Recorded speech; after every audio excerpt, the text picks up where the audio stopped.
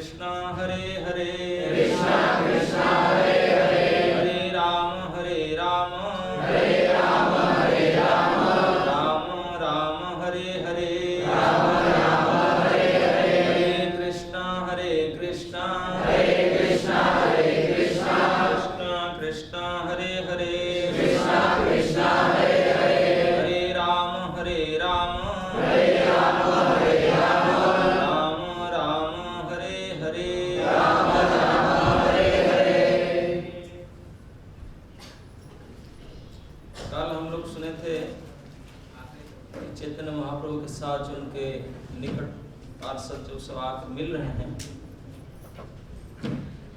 पुरुषोत्तम आचार्य जो उनका बाल्य बंधु थे, क्लासमेट थे, बहुत बड़े पंडित विद्वान, जो बनारस से आकर के संन्यास ले चुके थे, उन्होंने आकर पहुंचे। वो आकर के उनको प्रणाम कर रहे हैं। कल लास्ट में बोले थे, उन्होंने एक श्लोक बोले थे महाप्रभु के दया के बारे में वर्णना करके। ऐसे श्लोक गा करके जो महाप्रभु के चरण में दंडवत प्रणाम किए, तो महाप्रभु को उठा करके आलिंगन किए। उठाया महाप्रभु कैल आलिंगन, दुई जने प्रेमावश्य हैल अचेतन। उनको उठा करके आलिंगन किए तो दोनों का स्पर्श दोनों से हुआ तो दोनों ही सेंसलेस हो गए। कितना निविड़ संबंध था उनका। कतक्षणे दुई जने स्थिर जबे हैला, तबे महाप्रभु तारे कहिते लागिला। जब उनका चेतना वापस आया तो महाप्रभु उनको बोलने लगे, तो तुम्ही जे आसीबे आजी स्वप्न ते देखिला। मुझे आज कल रात को स्वप्न देखा था कि तुम आए। भाला हैल अंध जन दुई नेत्र पाए। मैं तो अभी तक अंधा ही था, आज मुझे नेत्रदान प्राप्त हो। आप जो आया मेरे पास, आज मुझे नेत्र प्राप्त हो।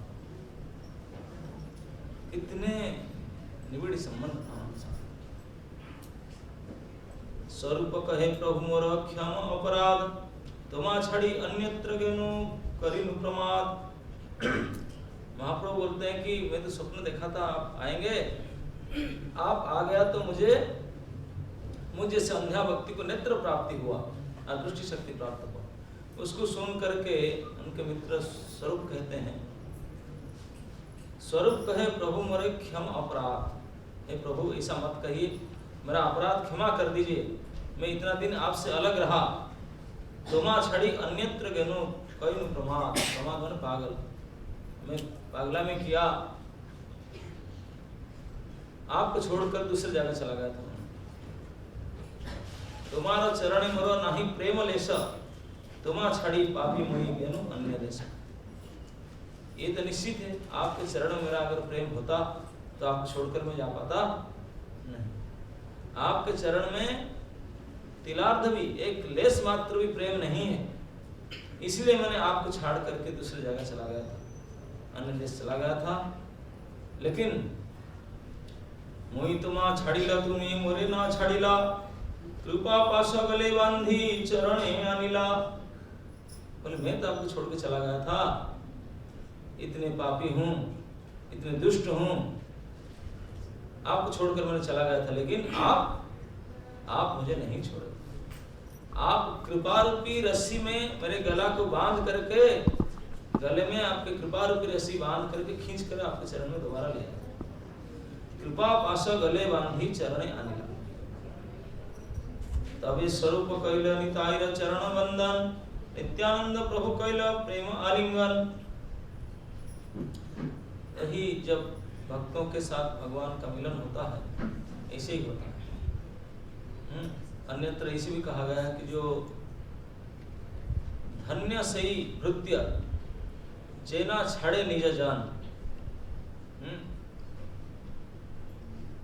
वो भृत्य धन्य है, वो सेवक धन्य है जो कभी भी अपना सेव्य अपने प्रभु को नहीं छोड़ता। लेकिन उनसे भी बढ़कर वो प्रभु धन्य है, धन्य से ही प्रभु जेना छाड़े नहीं जा, वो प्रभु भी धन्य है जो अपने सेवकों को भी नहीं छोड़ता। दुर्दैव सेवक यदि जाए अन्य स्थाने, लेकिन कभी कभी उसका भाग्य खराब होता है, इससे दुर्भागा सेवक कभी अपने प्रभु को छोड़ करके दूसरे जगह में चला जाता है, तो धन्य से ही प्रभु तारे चूली धरी आने, उसका चोटी पकड़ कर खींच कर ले आते। तो कैसे जा सकता है, ऐसे ले आते। तो इसे स्वरूप दामोदर जी कहते हैं कि मैं तो पापी हूँ, मूर्ख हूँ, आपके चरण के आश्रय को छोड़ करके वाराणसी चला गया, आपको छोड़ करके, मूर्ख। लेकिन आप इतने कृपालु है, फिर भी मुझे खींच कर ले आए, यह आपकी विशेषता है। ऐसा कह करके दोबारा महाप्रभु प्रणाम किए। महाप्रभु के पास में उनके पार्षद बैठे थे, नित्यानंद प्रभु, अद्वैत प्रभु, जगदानंद, मुकुंद, शंकर, सार्वभौम, ये सबको भी प्रणाम किए। परमानंद पुरी कैल चरण बंधन, पुरी गोसाई तारे कैल प्रेम आलिंगन। परमानंद पुरी जो महाप्रभु के गुरुतुल्य है, गुरु चाचा गुरु है, उनको भी प्रणाम किए, तो उन्होंने उनको आलिंगन किए। महाप्रभु दिला तारी निवृत्ति वासा घर, जड़ादि परिचर्या लगी दिल एक किंकर। सभी को, उनको भी काशी मिश्रा घर में एक सेपरेट रूम अलग किए और एक सेवक भी दिए। किंकर मतलब एक सेवक, सेवा करने के लिए सर्वेंट दिए और एक सेपरेट कमरा दिए उनको रहने के लिए। आराधिने सार्वभौम आदि भक्त संगे वसीय आचरण महाप्रभु कृष्ण कथा रंगे। देखिए प्रतिदिन महाप्रभु का ही दिनचर्या था। दूसरे दिन, आज के दिन बताते हैं कि इतने सब लौकर मिले। दूसरे दिन आराधीन सार्वभौम आदि भक्त संगे, सार्वभौम नित्यानंद, जगदानंद, मुकुंद आदि जितने सारे भक्त हैं, और भी और भक्त जुट गए होंगे, जैसे ये स्वरूप दामोदर है, परमानंदपुरी है, सब बैठे उनके साथ बैठकर क्या करते हैं? भक्त लोग जब इकट्ठा होते हैं क्या काम होता है? मच्चिता मदगत प्राणा। भगवान कहते हैं जो जिनका चित्त मुझ में लगा है, जिनका प्राण मुझ में लगा है, मच्चिता मदगत प्राणा बोधयन्तः परस्परम।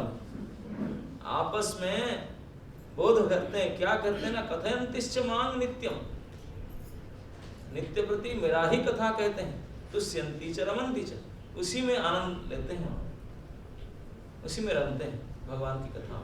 तो ये बोलते हैं बसिया आछन प्रभु कृष्ण कथा रंगे। भगवान कृष्ण की कथा चर्चा चल रहा था भक्तों के साथ बैठ करके।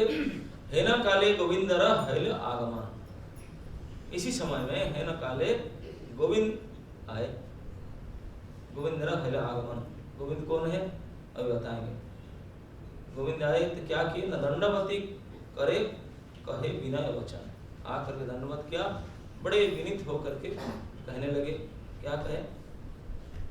ईश्वर पुरी भृत्य गोविंद मोर नाम, पुरी गोसाई आज्ञाएं आईन तुम्हार स्थान। आकर अपना परिचय देते दंडवत करके कि सबसे पहले अपना नाम नहीं बताते हैं, बोलते हैं अपना परिचय क्या है कि मैं ईश्वरपुरी का सेवक हूँ, ईश्वरपुरी का भृत्य। उसके बाद बोलते हैं मेरा नाम गोविंद है। यही एटिकेट है ना। अगर आप कोई कोई बड़े भक्त के सेवक किसी का संबंध है, सबसे पहले उसी को बताना, आपको कौन पहचानेगा? उनको पहचानते, उनके नाम बताएंगे तो बोले अच्छा वो है। तो इसलिए वो कहते हैं कि मैं ईश्वरपुरी का सेवक हूँ, मेरा नाम गोविंद है। पूरी गोसाई आज्ञा आई तुम्हार स्थान, और मैंने नहीं अपने आप आया, साक्षात पूरी गोसाई उन्होंने। अब जानते हैं ईश्वरपुरी कौन है? नहीं, महाप्रभु के गुरु जी हैं, चैतन्य महाप्रभु के दीक्षा गुरु हैं, नहीं जानते? यस, श्री चैतन्य महाप्रभु के स्पिरिचुअल मास्टर है ईश्वरपुरी, तो उनके सेवक थे गोविंद, उनके व्यक्तिगत सेवा कर रहे थे। तो ये कहते हैं पूरी गोसाई ईश्वरपुरी भृत्य, मैं ईश्वरपुर का भृत्य, महाप्रभु तुरंत उठ कर प्रणाम किया। गुरु जी का नाम लिया तो तुरंत प्रणाम करना चाहिए। मेरा नाम गोविंद है और मैं आपने से नहीं आया, पूरी गोसाई आज्ञा। हमारे गुरु, आपके भी गुरु जी आदेश किए कि जाओ चैतन्य के सेवा करो, तो उनके आदेश पाकर के मैं आपके पास आया। तब महाप्रभु उठ के प्रणाम किए, बोले गुरु जी का तो सिद्धि हो चुका है ना। हाँ, सिद्धि प्राप्ति काले गोसाई आज्ञा कैले मोरे। बोले आप तो कोई थे नहीं, उनके जो सिद्धि हुआ जब उन्होंने नित्य लीला प्रविष्ट हुए, इस समय तो उनके साथ था, आप तो कोई थे नहीं। जब नित्य लीला प्रविष्ट हो रहे थे, जब सिद्धि प्राप्ति कर रहे थे, सिद्धि प्राप्ति काले गोसाई आज्ञा कैले मोरे, मुझे आज्ञा किए थे। क्या आज्ञा किए? ना कृष्ण चैतन्य निकटे रही सेविया तहारे। आप, मैं तब जा रहा हूँ, आप जाओ, अच्छा सेवक हो, कृष्ण चैतन्य का सेवा करो, उनके पास रहो जाओ। गुरु जी ने अंतिम आदेश सेवक को ही दिया था कि आप जाओ उनकी सेवा करो। कृष्ण चैतन्य उनके तो गुरु भाई होंगे, बोले उन्हीं का सेवा करो। काशीश्वर आशीवन सब तीर्थ देखिया, प्रभु आज्ञा मुई आईनु तुमा पदे धाया। बोलते हैं कि हम दोनों ही थे, बोले मैं अकेला नहीं था गुरु जी की सेवा में, मैं और काशीश्वर पंडित, हम दोनों अंत समय तक ईश्वरपुरी की सेवा में थे। जब गुरु जी नित्य लीला प्रविष्ट हो रहे थे, सिद्धि प्राप्त कर रहे थे, तो हम दोनों को आदेश किए, मुझे अकेला नहीं, मैं था, मेरे साथ काशीश्वर पंडित भी थे, हम दोनों को बोले आप दोनों जाओ और जा करके कृष्ण चैतन्य के सेवा करो। इसमें जो गोविंद थे वो शूद्र परिवार थे, वो काशीश्वर थे, वो ब्राह्मण परिवार थे। ये दोनों व्यक्तिगत सेवक थे ईश्वरपुरी के। तो बोले काशीश्वर तो गए तीर्थ भ्रमण करने के लिए, गुरु जी चले जाने के बाद, प्रयाण करने के बाद वो गए तीर्थ दर्शन करके आएंगे, मैं तो सीधा सीधा आ गया आपके पास। गोसाई कहिल पुरीश्वर वात्सल्य करे मोरे, कृपा करी मोरो ठाई पठाईला तुम्हारे। तब चैतन्य महाप्रभु बात सुनकर बोलते, आहा, गुरु जी का कितने स्नेह मेरे प्रति, कितना वात्सल्य है, मुझे याद किया, अंत से मना आपको याद किया, याद क्या किया, आपके पास उनके व्यक्तिगत सेवक को भेज दिए, बोले जाओ उनका सेवा करो, अब मेरा सेवा जरूरत नहीं, मैं तो जा रहा हूँ, अब जाओ उनके सेवा। बोले गुरु जी का कितने वात्सल्य है, कितने स्नेह है, ममता है मेरे प्रति, इसलिए कृपा करके मेरे पास आपने सेवक को भेज दिए। चैतन्य महाप्रभु बोले एत सुनी सार्वभौमे प्रभु रे पूछिला, पूरी गोसाई शूद्र सेवक कहाँ के रखिलो। सार्वभौम पंडित, बहुत बड़े ब्राह्मण पंडित थे भट्टाचार्य, ये जब सुने इस बात को और गोविंद अपना परिचय भी दिया, तब उन्होंने बड़ा आश्चर्य होकर पूछे ये कैसा बात है, पूरी गोसाई आपके गुरुदेव है, इतने उच्च कोटि के महापुरुष है, तो उनको तो निश्चित पता होगा तो ये शूद्र को कैसे सेवक करके रखे। क्योंकि वर्णाश्रम नियम के अनुसार जो स्मृति शास्त्र में बताया गया है कि ब्राह्मण कदाचित दूसरे वर्ण के सेवक ग्रहण नहीं कर सकता, ब्राह्मण थोड़ा ब्राह्मण को ही सेवक के रूप में रखेगा। यहाँ तक कि शूद्र तो बात छोड़ो, वैश्य क्षत्रिय तक भी नहीं रख सकता, ये नियम नहीं। ब्राह्मण के सेवक केवल ब्राह्मण दूसरा कोई नहीं। तो ये तो गोविंद तो शूद्र है। ईश्वरपुरी इतने उच्च कोटि के ब्राह्मण, इतने बड़े महात्मा पुरुष है, वो इसी शूद्र को किसी से पकड़ कर रखे थे। ये तो समझ नहीं आ रहा है, इतने बड़े व्यक्ति हमने इसी गलती कैसे की। जब उन्होंने पूछे, वो जानते थे नीति के अनुसार तो ऐसा नहीं होना चाहिए, शूद्र को सेवक नहीं रखना चाहिए। तो सार्वभौम प्रभु का इस प्रकार संदेह पूर्ण वाक्य को सुन करके महाप्रभु कहते हैं, प्रभु कहे ईश्वर है परम स्वतंत्र, ईश्वरेरा कृपा नहे वेद परतंत्र। बोले ईश्वर होते हैं वो तो स्वतंत्र होते हैं, कंप्लीट इंडिपेंडेंट, परम स्वतंत्र ईश्वर का ही लक्षण है। ये किसी का अंडर जो रहेगा वो ईश्वर कैसे होगा? वो तो फिर सेवक बनेगा। ईश्वर वही है जो किसी का अंडर में नहीं, वही असली मालिक। और ईश्वर है परम स्वतंत्र, और ईश्वर का कृपा कोई नीति नियम के अंडर नहीं आ सकता। ईश्वर कृपा न है वेद परतंत्र, वेद स्मृति शास्त्र ईश्वर को भी कंट्रोल करेगा, फिर ईश्वर कैसे? और किसी कंट्रोल में नहीं आ सकते। उनके विल सुप्रीम विल, उनकी इच्छा परम इच्छा है। ईश्वर कृपा जाति कुलादि नामाने, विदुर घरे कृष्ण करिला भोजने। उदाहरण देते हैं, बोले ईश्वर का जो कृपा वो कोई जाति कुल ऊंच नीच नियम कुछ नहीं मानता, किसी के ऊपर कृपा हो सकता है। अच्छा, बोले आपको पता नहीं, साक्षात भगवान कृष्ण विदुर जी का घर में जाकर भोजन किया था। विदुर जी कौन सा जात थे? सुंदराणी थे, सुंदर तो थे ना, दासीपुत्र थे। उनके घर में दुर्योधन का मेवा त्यागे, पता है? उनके घर में यहाँ इतने बड़े 56 भोग फिश छोड़ करके साग भात खाने के लिए चले गए। साग भात क्या बोलते हैं? केला की छिलका खा गए, केला भी नहीं खा पाए। तो ईश्वर की कृपा है, वो उनके लिए कोई नीति नियम शास्त्र विरुद्ध ये जाति पूर्व ये सब विचार नहीं। स्नेह लेस अपेक्षा मात्र श्री कृष्ण कृपारा स्नेह बस हया करे स्वतंत्र आचार, ये सिद्धांत है जो समझने लायक समझ सकते हैं। बहुत बड़ी महत्वपूर्ण बात इस बात में कहते हैं क्या? साक्षात महाप्रभु कहते हैं, भगवान स्वयं कहते हैं क्या? स्नेह लेस अपेक्षा मात्र श्री कृष्ण कृपा।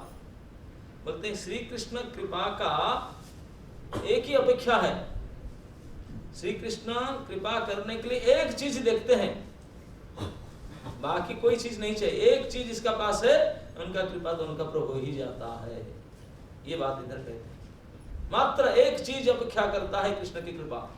वो जिसका पास आ गया तो कृष्ण की कृपा उसको हो गई। वो चीज क्या है? लेस मात्र स्नेह, थोड़ा सा स्नेह होना चाहिए, दैट्स इट, थोड़ा सा। इसी को कहते हैं स्नेह लेस अपेक्षा मात्र, थोड़ा सा स्नेह मात्र अपेक्षा करते हैं कृष्ण की कृपा। जिसका पास ईश्वर के प्रति इतना ममता स्नेह थोड़ा सा हो जाता है तो कृष्ण की कृपा तो उनके ऊपर हो ही जाएगा। स्नेह बस हया करे स्वतंत्र आचार, और स्नेह के अंदर बंध जा करके अरे सब स्वतंत्र होकर काम, कोई नीति नियम जाति कुल कुछ नहीं देखता। फिर तो वही तो था विदुरानी के पास, और क्या था? विदुर जी के पास भगवान के साथ स्नेह के संबंध था। इसी के पास बंद करके कृष्ण ने आपने समधि, दुर्योधन उनका समधि होगा जानते हैं? कैसे कैसे बता रहे हैं हम आपको? उनके भाई थे, वो उनके भाई थे। नहीं, समधि भाई होने से हो जाते हैं। मामा का लड़का था। मामा का लड़का में समधि होता है। समधि जानते ना? समधि किसको बोलते हैं? ब्याह में अगर आपके लड़का और आपके लड़की दोनों की शादी हुआ तो आप दोनों का हाँ, तो आपको पता नहीं सर, श्री कृष्ण के एक लड़का था, उनकी पत्नी जाम्बवती का पुत्र था, उनका नाम था सांब। सांब का साथ दुर्योधन का एक बेटी था, एकलौती बेटी, कई लड़के, उनका नाम था लक्ष्मणा, करेक्ट। उनका साथ उनका शादी हुआ, श्याम और लक्ष्मणा का शादी हुआ था, भगवान के लड़का और दुर्योधन की लड़की। तब दोनों का क्या रिश्ता होगा आप लोग अपने भाषा में समझ लीजिए, यही रिश्ता था, है ना। बड़ी घटना हुआ था जब शादी हुआ था, क्योंकि उन्होंने, दुर्योधन तो हस्तिनापुर के सम्राट थे, हस्तिनापुर सम्राट बहुत बड़े, तो उनका एकलौती बेटी, लड़के भले बहुत थे, बेटी तो एक थी, और पूरे वो कितना भाई थे दुर्योधन एंड कंपनी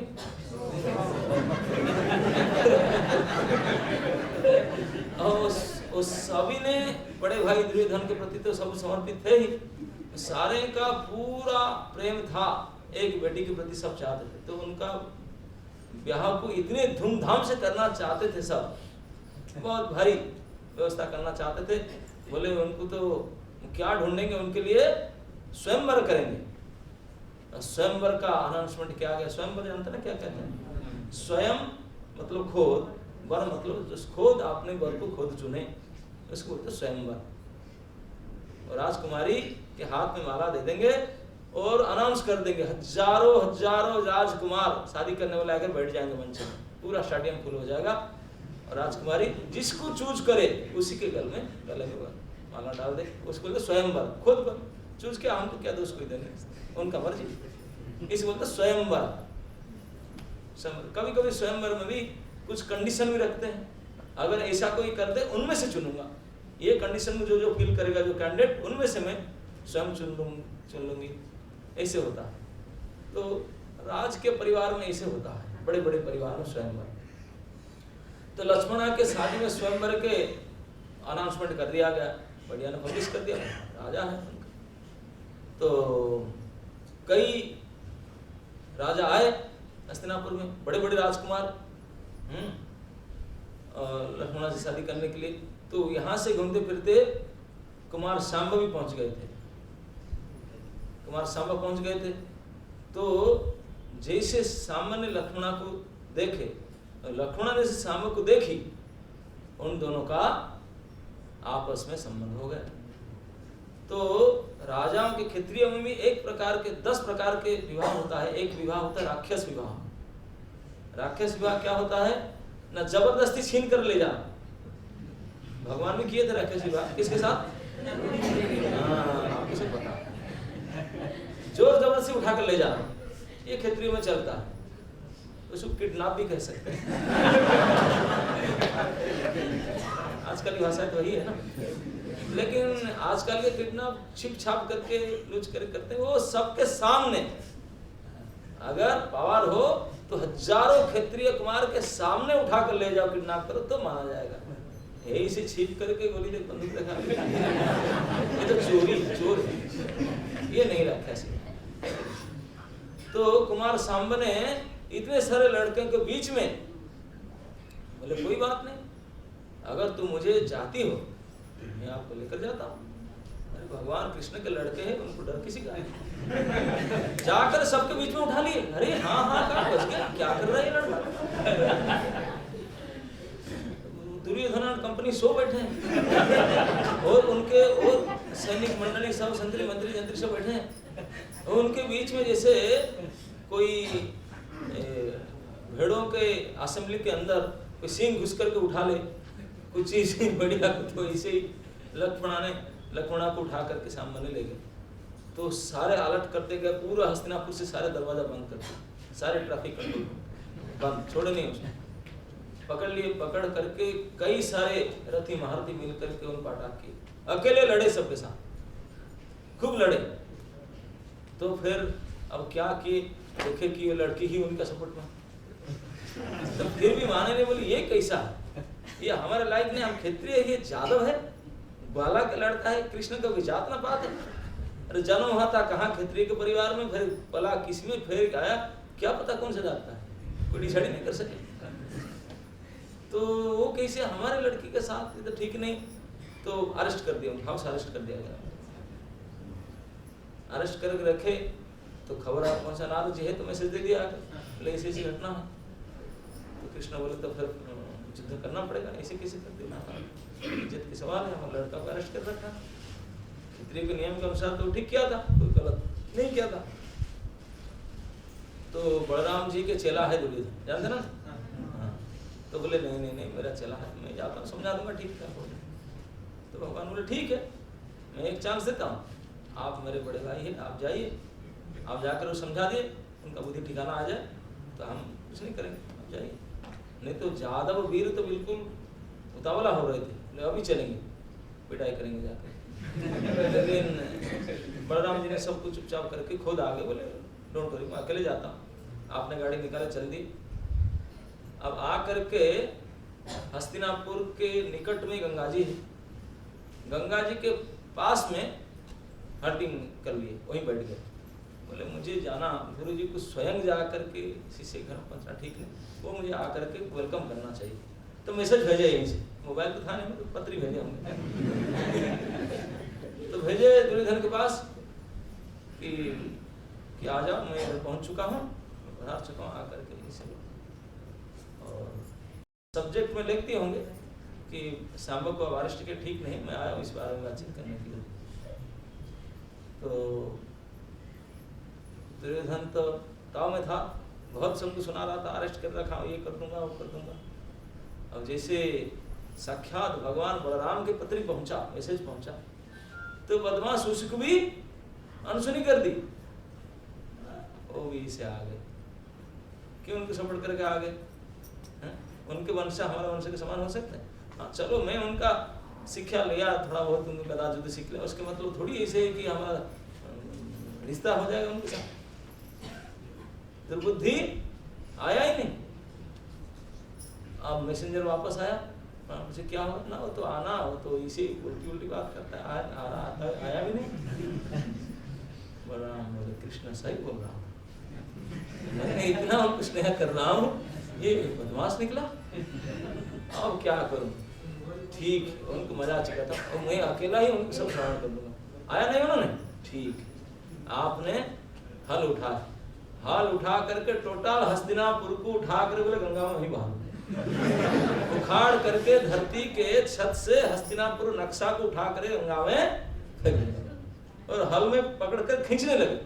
तो हस्तिनापुर में यार तो कोई होने लगा, भूमिकंप होने लगा, सब हाहाकार मच गया, ये क्या हो रहा है?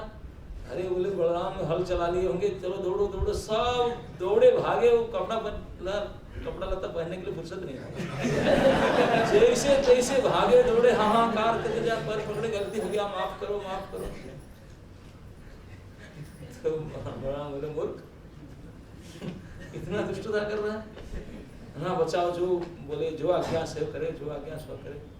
अब भेंट लाने के लिए टाइम ही नहीं मिला, भाग कर आए। ना तेरे से भेंट क्या चाहिए, ना जो आज्ञा, ना ला करके हमने बेटा बेटी को ला कर पहुंचा दो, बेटा और बहू को ससम्मान में लाकर छोड़ दो, बिल्कुल सम्मान के साथ लाकर छोड़ दो। और ये की चूं कुछ नहीं कर, क्योंकि पूरा स्टेट ही चला जाएगा।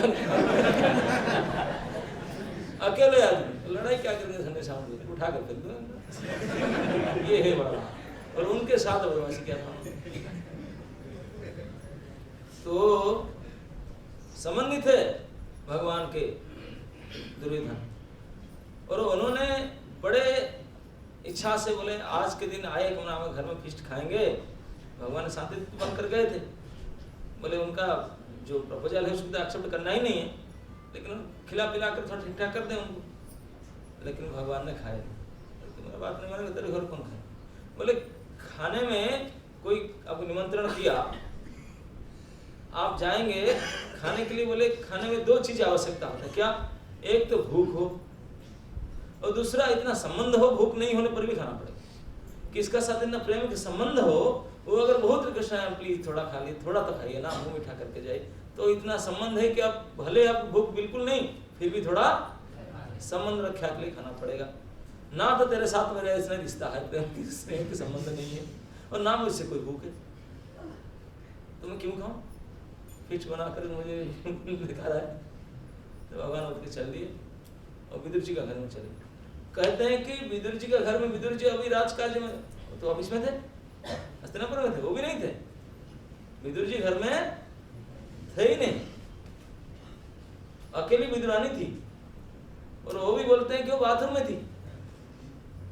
वो जाकर के जब पहुंचे बुलाए, वो बाथरूम में थी, वो बाहर निकली, कृष्ण की आवाज सुन करके दौड़ के बोली भूख लगा, कुछ कहना, क्या क्या दूं। वो भी ढंग से अपने कपड़ा लता नहीं पहन पाई, आ करके अलमीरा से 1 डजन केला केला था, बोले अभी जल्दी से क्या फल खा लो, फलाहार कर लो, बाद में भोजन बनाएंगे।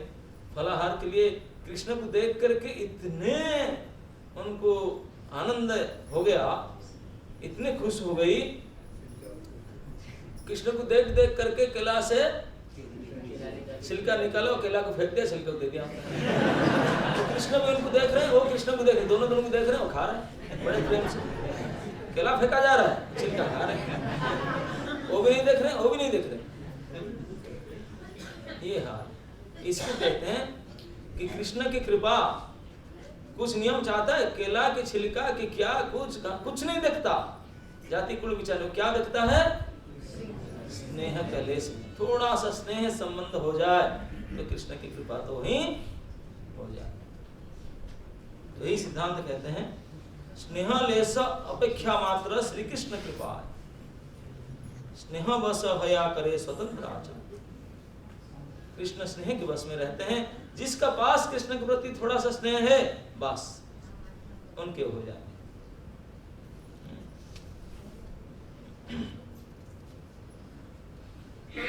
मर्यादा हैत्य कोटि सुख स्नेह आचरणे, परमानंद हय जार नाम श्रवणे। बोलते हैं कि स्नेह का आचरण में मर्यादा पालन में जितने सुख है, उससे कोटि गुना सुख स्नेह के आचरण से होता है। मर्यादा समझते किसको कहते हैं? कोई समझ पाते हैं? भगवान राम मर्यादा, हाँ कौन बोला? सम्मान,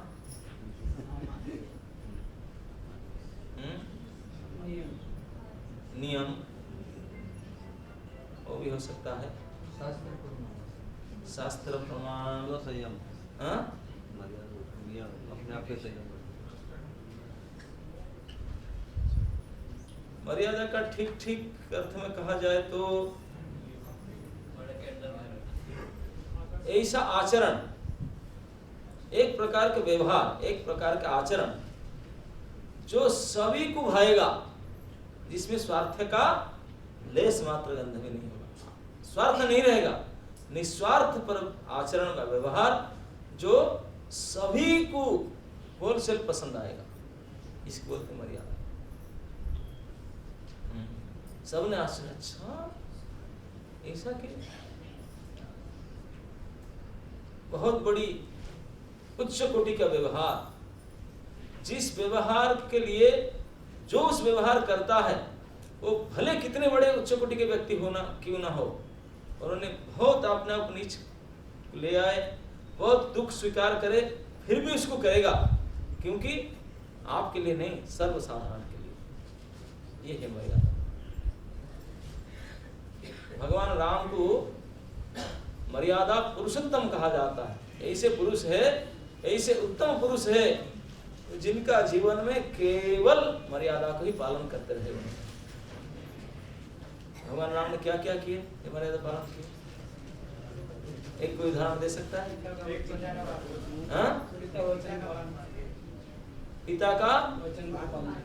पिता का वचन माने मतलब ऐसे मानना, आप लोग सब पिता के वचन तो मानते ही होंगे, ऐसा बात नहीं, आप सब पिताजी को डिसोबीडिएंट थोड़ी करते हैं, आप ओबीडिएंट सन होंगे, लेकिन ऐसा ओबीडियंस ही आज के दिन घोषणा किया था, काल सुबह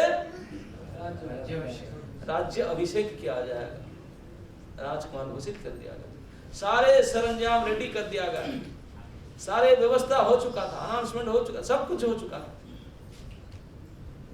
अब सुबेरे का सूर्योदय होने से पहले ही ऐसे हो गया कि उनको राज्याभिषेक किया, सब राज पोशाक उतार करके जंगल में जाना पड़ा।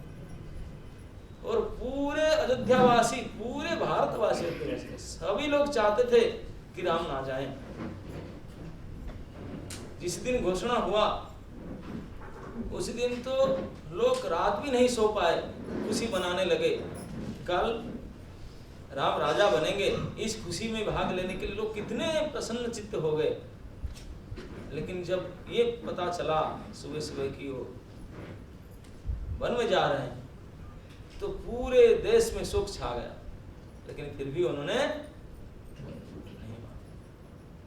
पूरे देशवासी, पूरे पूर्ववासी, सभी लोग रो रहे थे, रिक्वेस्ट कर रहे थे। गुरु वर्ग से लेकर के पंडित, ब्राह्मण, ऋषि, मुनि सभी ने बोल रहे थे ऐसा मत कीजिए, ऐसा मत कीजिए।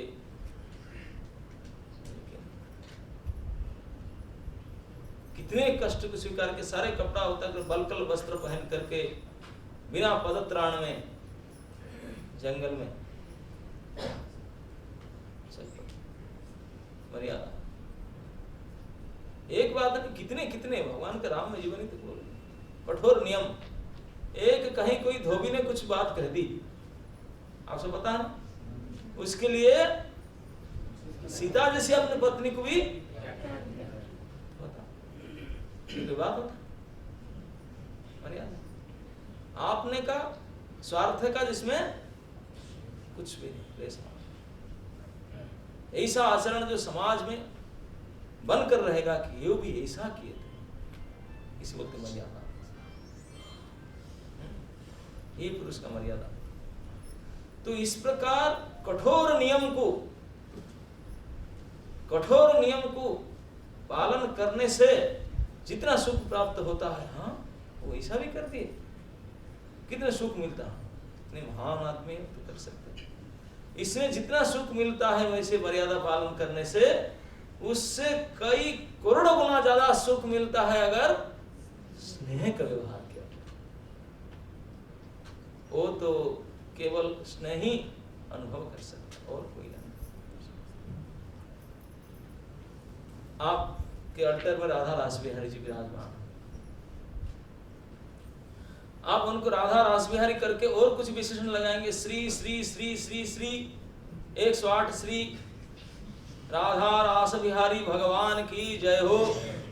मर्यादा है ना, भगवान है, उनको इसे जय जयकार करना चाहिए, ऐसे सम्मान के साथ। ऐसे कहो तो रास बिहारी जी को जितने पसंद हो, जितने खुश होंगे। कोई उनके प्रेमी भक्त जैसे माँ यशोदा जी कहते कान्हा ऐसे कह देंगे तो उससे कोटि गुना ज्यादा उनका आनंद। इसी बोली से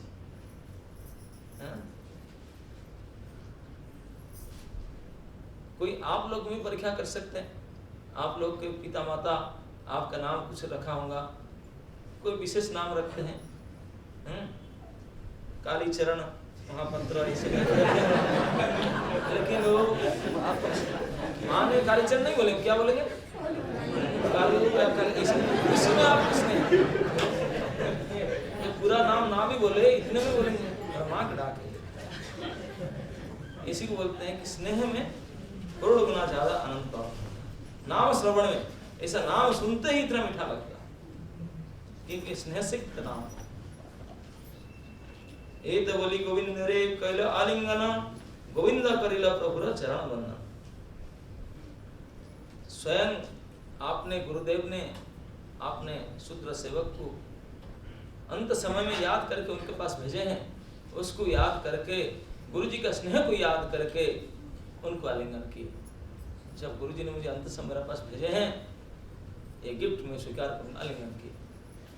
स्वीकार तो किए, लेकिन फिर पूछ रहे हैं, ये देखिए के साथ क्या पूछ रहे हैं। गोविंद का चरण स्पर्श किए तो सर्व भट्टाचार्य पास में बैठे थे, बाकी लोग बैठे थे। प्रभु कहे भट्टाचार्य करह विचार, गुरु न किंकर हय मान्य से अमार। समझ में क्या बोलते हैं? महाप्रभु पूछ रहे हैं, सर्व भट्टाचार्य बड़े बड़े भक्त सब बैठे, बहुत विचारवान, बहुत एजेड लोग हैं, हेड पंडित, हेड प्रीस्ट हैं श्री मंदिर का। तो बोलते हैं भट्टाचार्य जी थोड़ा विचार कर मुझे बताइए, मैं तो आपके लड़का के समान हूँ। महाप्रभु के 24 साल की उम्र थे। सर्व भट्टाचार्य बहुत मैं चुप गए। बोले थोड़ा विचार करके बताइए, ये गोविंद जो है मेरा गुरु भाई है और गुरु जी के अंतिम तक सेवा किया था, मैं तो सेवा नहीं कर पाया, ऐसा शिष्य हूँ, लेकिन गुरु जी का अंतिम तक उन्होंने सेवा किया, गुरु जी का पूर्ण कृपा प्राप्त किया, ऐसा मेरा सीनियर गढ़बड़दर है और उसको वो मेरा मान्य है, मेरा सीनियर गढ़बड़दर मेरा रिस्पेक्टेबल है, मैं उसको मेरा सेवक करके कैसे स्वीकार करूं? मैं तो उलझन में पड़ गया और वो बोलता है कि गुरु जी का आज्ञा है, अब मैं क्या करूं? गुरु जी तो रहे नहीं, गुरु जी का आज्ञा है कि जाओ उनके सेवा करो, वो मेरा सीनियर गढ़बड़दर है, उनको मेरा सेवक करके मैं कैसे स्वीकार करूं? है ना नहीं, बड़े उलझन की बात। तो इसलिए इससे क्या करें, तो सार्वभौम को पूछे कि आप थोड़ा विचार कर बताओ मैं क्या करूं, शास्त्र के मुताबिक क्या करना चाहिए? ये मेरा सीनियर गढ़बड़दर है और गुरु जी का आदेश है कि वो मेरा सेवा करेगा, कैसे मैं स्वीकार कर सकता? तो इस प्रकार समस्या को समाधान करने के लिए तो पूछ करके कहते हैं, तहारे आपन सेवा कराइते ना जुआए, गुरु आज्ञा दिया छने की करी उपाय। बोलते हैं उनसे मेरा सेवा करना तो संभव नहीं है, कैसे मेरा सेवा कर सकता हूँ, लेकिन गुरु का आज्ञा है, अब क्या कर सकता हूँ?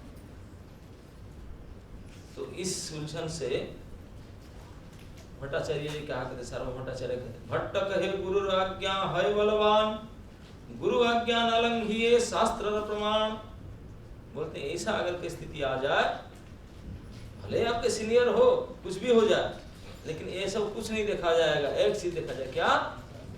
गुरु आज्ञा ही बलवान, गुरु जी का आदेश जो है वो ही करना पड़ेगा, इसमें दूसरा कुछ विचार नहीं करना सकता। भट्ट कहे गुरु आज्ञा है बलवान, गुरु आज्ञा नालंघिए शास्त्र प्रमाण, गुरु आज्ञा को लंघन नहीं किया जा सकता, ये शास्त्र का प्रमाण है। शास्त्र का प्रमाण है, कौन से शास्त्र में क्या प्रमाण है भाई? तो बोलते हैं सशुश्रुवान मातारी भार्गवेण, भार्गव जानते कौन?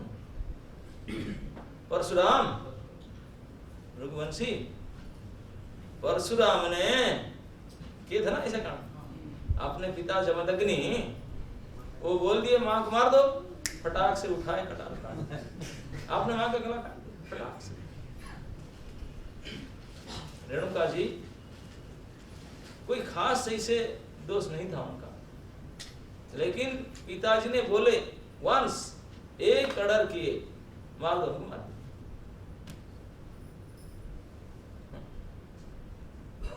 आपने जन्मदाता माता के गला काट दी, पिता का आदेश है, बोलो पिता गुरु तुल्य, इसलिए उनका आदेश को अल्लाह पालन किया, ऐसा पालन किया, ये शास्त्र में प्रमाण है।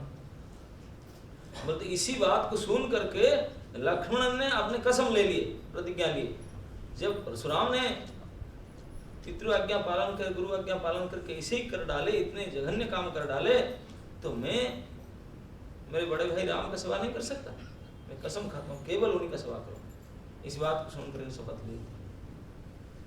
तो इसलिए बोलते हैं कि निर्विचार गुरु आज्ञा मया कार्यं महात्मना श्रेयो एवं भवत्यांश मम चैव विशेषतः। पिता जैसे महान व्यक्ति की आज्ञा का पालन बिना विचारे करना चाहिए, क्योंकि ऐसी आज्ञा हम दोनों का सौभाग्य है, विशेषतया मेरे लिए ये सौभाग्य है। तो बोले कि जब गुरु का आज्ञा होता है तो उसके लिए विचार नहीं करना चाहिए, मैं करूँगा ना करूँ, निर्विचार, गुरु आज्ञा निर्विचार, और गुरु आज्ञा होगा तो उसके विचार नहीं करना चाहिए, ये अच्छा होगा या बुरा होगा, करने लायक है ना, लेकिन नहीं, इमीडिएट कर दो, आज्ञा होगा बस, दैट्स इट, उसके लिए विचार नहीं करना चाहिए। जब ये शास्त्र प्रमाण सार्वभौम भट्टाचार्य ने दिए, तबे महाप्रभु तारे कैल अंगीकार, आपन श्री अंग सेवाय दिल अधिकार। तब बोले सभी का सामने डिसीजन हो गया शास्त्र के मुताबिक, शास्त्र एविडेंस के साथ मान हो गया कि आप उनको सेवक रख सकते हैं। तब आप बोले ठीक है, आप लोग सभी कहते हैं शास्त्र वचन में यही है, तो फिर उनको स्वीकार किए अपनी सेवा में। तभी सार्वभौम फिर नहीं बोल पाए, भाई आप ही सन्यासी है, आप मिश्र ब्राह्मण बहुत कुलीन ब्राह्मण है, आप भी शूद्र को स्वीकार करेंगे? आप भी शूद्र को, क्योंकि यहाँ स्नेह की बात है, गुरु जी ने स्वीकार खुद की, वो भी गोविंद को स्वीकार।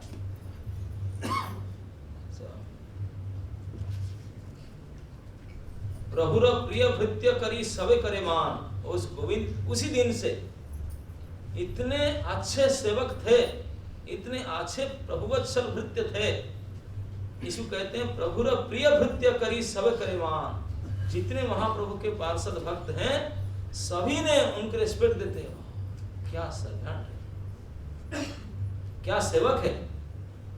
प्रभुर प्रिय भृत्य करी सबे करे सम्मान, सकल वैष्णव मेरे गोविंद करे समाधान। केवल महाप्रभु का सेवा करते थे गोविंद जी, ऐसा नहीं है। महाप्रभु की सेवा तो बड़े लगन से करते थे। उनके अलावा जितने वैष्णव भक्त आते थे महाप्रभु के आसपास सभी का भी समाधान करते थे, यथा योग्य सबको सम्मान और सेवा भी करते थे। छोटा बड़ा कीर्तन याद हुई हरिदास, रामाई नंदाई रहे गोविंद पास। बोले और 4 लोग उनके पास आकर रहे ट्रेनिंग लेने के लिए सेवा का। कौन कौन? छोटा हरिदास, बड़ा हरिदास, रामाई और नंदाई। ये 4 जन भी उनके साथ रहते थे हेल्प करने के लिए। गोविंदर संगे करे प्रभुर सेवन, गोविंदर भाग्य सीमा ना जाए वर्णन। ये सब गोविंद के साथ रह करके प्रभु का असिस्टेंट सेवा में असिस्टेंस कर रहे थे। गोविंद डायरेक्ट सेवा करते थे लेकिन उनके हेल्प करने के लिए 4 जन भी थे। इसलिए बोलते गोविंद का भाग्य की सीमा निर्णय नहीं किया जा सकता है तो शूद्र, लेकिन क्या उनका भाग्य कि साक्षात भगवत विग्रह का सेवा, श्री विग्रह का सेवा अपने हाथ में कर रहा है। और गोविंद का सेवा का क्या कहा जाए, आगे चलकर के प्रसंग आएगा जब महाप्रभु हमेशा, जब तक महाप्रभु उठेंगे उठने से पहले उठेगा सेवक धर्म ही होता है। सेवक धर्म सबसे कठिन है, सबसे कठिन है सेवक धर्म। प्रभु उठने से पहले उठना पड़ेगा, प्रभु सोने का बाद सोना पड़ेगा, प्रभु खाने का बाद खाना पड़ेगा, सब कुछ सेवक धर्म। और जब महाप्रभु खा करके थोड़ा आराम करते थे खाने के बाद, लंच के बाद, तो जा करके उनका पद सम्मान करते, पैर दबाते थे, थोड़ा आराम कर ले, बच जाए थोड़ा पाचक देते थे और पद सम्मान करते। एक दिन महाप्रभु ने जानबूझ करके छोटा सा ताप पूरी गए हो ना गंभीरा के, देखे कोई लोग, देखे कुछ लोग, कितने छोटा सा ही, जितना ये है ना लकड़ी का इतना ही बड़ा घर है, नहीं इसी में महाप्रभु रहते थे। 7.5 फुट के हाइट, इतने बड़े शरीर, ये छोटी सी जगह पर रहते ऐसे भी। तो छोटा सा द्वार था उसका। पहले जमाने में घर सब छोटे छोटे करते थे, द्वार भी छोटा छोटा हुआ करता था। तो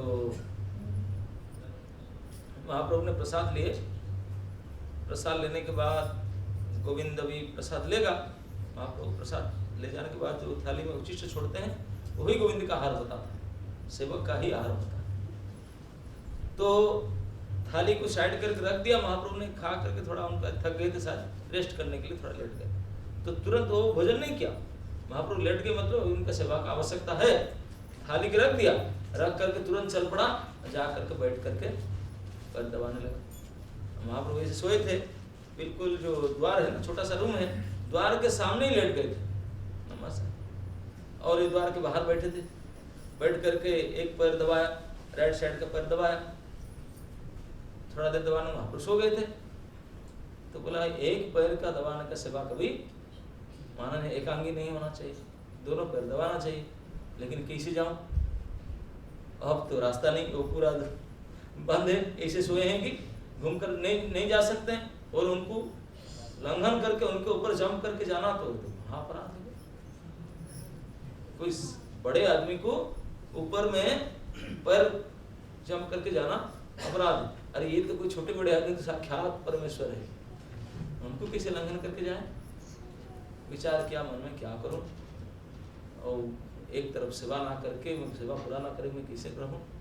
विचार करके गामछा डाला महाप्रभु के शरीर पर, अपना गामछा खोल कर डाल दिया, कूद कर चला गया उस तरफ और जाकर गामछा उठा लिया, फिर सेवा कर रहा है महाप्रभु सोए और सेवा हो गया कंप्लीट उसका, लेकिन आ नहीं पा रहा बैठा, आ ही नहीं रहा।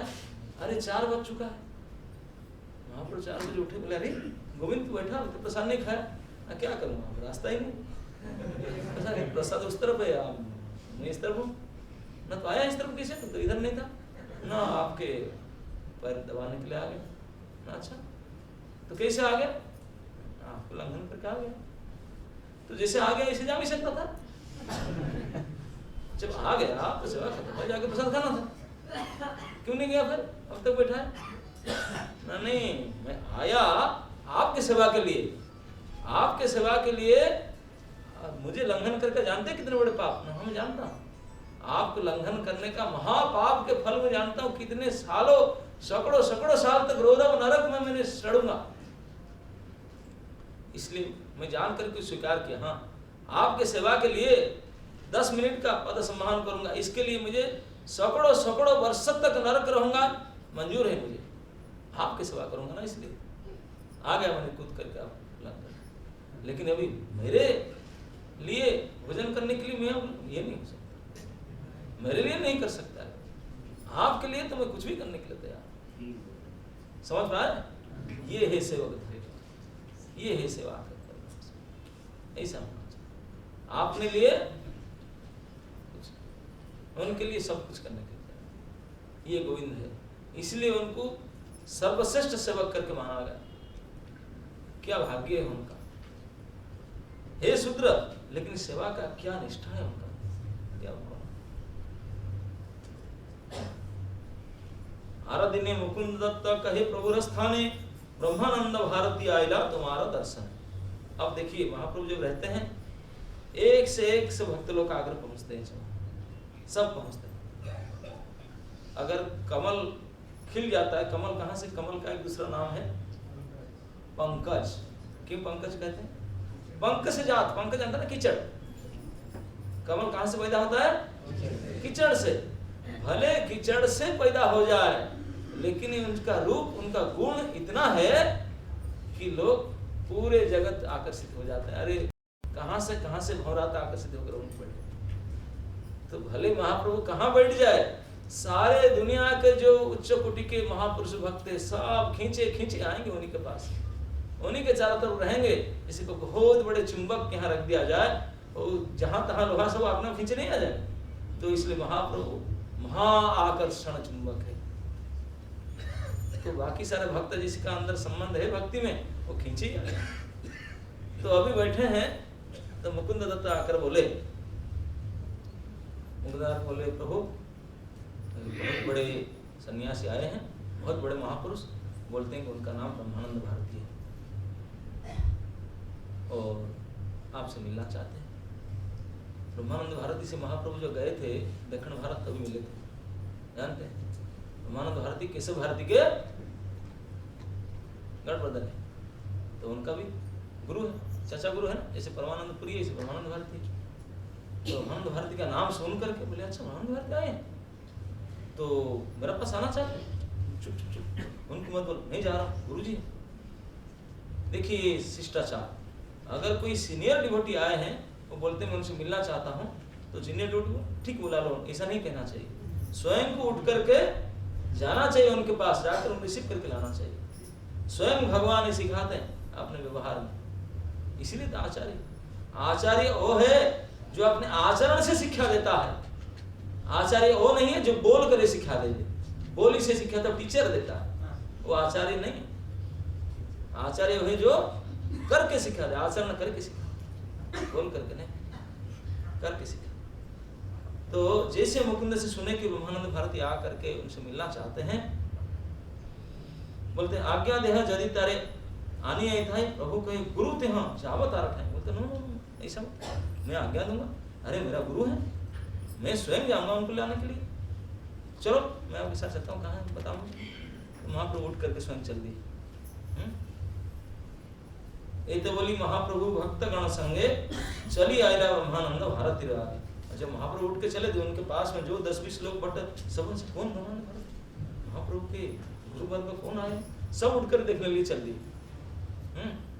सारे भक्तों को साथ में लेकर महाप्रभु पहुंच गए। घर से बाहर जाकर देखे ब्रह्मानंद भारती खड़े थे यहाँ। ब्रह्मानंदे परियाछे मृग चर्मांबर। जब ब्रह्मानंद भारती थे उन्होंने क्या पहने थे, सन्यासी थे, एक मृग चर्म पहने थे। मृग चर्म जानते ना, कभी कभी देखते होंगे लोग डालकर बैठे होंगे, आजकल पहनते तो कोई नहीं है, बैठने के लिए सोने के लिए कुछ कुछ महात्मा व्यवहार करते हैं मृग चर्म, तो पहने थे चर्मांबर, मृग चर्म पहने हुए थे। ताहा देखी प्रभु दुख पाइला अंतर। महाप्रभु जी देखे कि भारत जी श्याम पहने मृग चर्म पहने हुए तो उनको पसंद नहीं आया, खूब दुखी हुए, क्या इतने बड़े एलिवेटेड पर्सनालिटी चमड़ा पहने हुए, तो उनको अच्छा नहीं लगा। तो मुकुंद देख रहे हैं खड़े, कुछ करने को रिस्पेक्ट करने, प्रणाम, कुछ बातचीत नहीं कर रहे, देख रहे महाप्रभु से मुंह मोड़कर ऐसे खड़े हुए, उनको पसंद नहीं हुआ। मृग चर्म पहने उसको खराब लगा तो देखे नहीं उनके।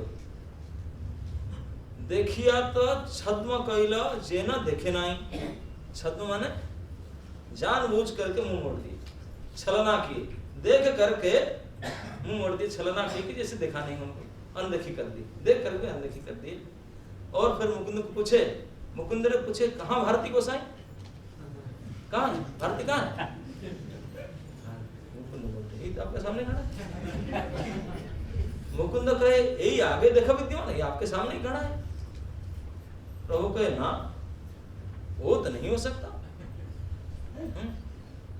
आपको पहचानते, आप पहचानते ब्रह्मानंद भारती को? आप नहीं पहचानते। आपके ब्रह्मानंद भारती बोले कोई ज्ञान नहीं तो गया नहीं साधु नहीं तो किसे पहचानेगा? ये ब्रह्मानंद भारती थोड़ी है। अन्य ने कहा नहीं तुम्हारा ज्ञान, भारती गोसाई ने परिगणो चाप। आप किसको भारती भारती बोलते हैं? कैसे बात ब्रह्मानंद भारती? अरे भारती गोस्वामी कितने बड़े एलिवेटेड पर्सनालिटी है, वो क्यों मृग चमड़ा पहनेंगे? तो झूठ मूठ में किसी को क्या बोल देता है? तुम्हारा अंडरस्टैंडिंग नहीं है। सच में ब्रह्मानंद भारती हुई, लेकिन उनको दिखा करके उनको पसंद है इसलिए शिक्षा देने के लिए गुरु जी है, उनको डायरेक्ट बोल ही नहीं सकते, तो इसीलिए इसको मुंह मोड़ कर कहा है, तो यही तो खड़े हैं ना। ना ये थोड़ी ब्रह्मानंद भारती है मृग चर्म पहनेंगे ना, वो मृग चर्म नहीं पहन सकते। किसको बोल रहे हैं? मुकुंद को बोलते हैं, और ब्रह्मानंद भारती सब सुन रहे हैं। हमेशा भगवान का ऐसा ही स्वभाव होता है। भगवान अगर किसी को शिक्षा देंगे, वेद परोक्षवाद, प्रत्यक्ष नहीं। भगवान की शिक्षा, वैदिक शिक्षा हमेशा इनडायरेक्टली होगा, डायरेक्टली नहीं होता। भगवान स्वयं टेढ़ी है ना, टेढ़ा है, सीधा है, सीधा बात नहीं करे। अर्जुन उनके प्रिय मित्र, प्रिय भक्त था, उनको भी मोह हो सकता था, मोहित हो सकता था नहीं। इतने बड़े मोह कैसे हो गया? अरे जब उनको लड़ाई करने से पहले, महाभारत युद्ध होने से पहले पता नहीं था कि इतने सारे अस्त्र इकट्ठा किए, इतने लोग अपना अपने सब इकट्ठा किए लड़ाई करने से पहले, क्या उनको पता नहीं था किसके साथ लड़े? अर्जुन को अच्छा तरह से पता होगा मेरे विपक्ष में कौन आएगा, किसका साथ में लड़ना पड़ेगा, पता तो था ना जो आएंगे। और पता पहले से था, और सामने बूट मार करके विभव बंधन करके खड़े हो गए, तब भी देख रहा था। सायरन बजा दिए, शंख वाद्य कर दिए, तब पता था। अब हैंड करके बोला कि मेरा रथ गाड़ी ले जाओ, बीच बीच में खड़ा करो, मैं देखता हूँ। मैं ऐसे हेरे गेरे योद्धा थोड़ी हूँ, उनके साथ लड़ूंगा। कौन मेरे साथ लड़ने वाला, मैं देखता हूँ। सेनयोर उभयोर मध्य स्थापयित्वा रथोत्तमम्, मेरा रथ को लेकर के उत्तम रथ को बीचों बीच खड़े करो, मैं देखता हूँ। व्हिसिल बजने के बाद सब गन पॉइंट पर। भगवान बोले ऐसा ओबीडियंट ड्राइवर ले गए गाड़ी, लेकर कहा भीष्म द्रोण प्रमुखतः, बिल्कुल इन फ्रंट ऑफ भीष्म और द्रोण, सामना सामने पार कर दिए। पार करके बोले अर्जुन ही देखो, सीधा ऐसे दिखा दिया, मतलब यहाँ से ले यहाँ बिल्कुल मोहित कर दिया। भगवान माया से, मायापति माया से उद्धार भी करते हैं, माया से डालते भी, मोहित करते, दोनों काम आता है। तो यहीं कहीं अर्जुन को पता था लेकिन जैसे उनके सामने खड़ा होकर देख लिया, तुरंत 105 टेम्परेचर बुखार।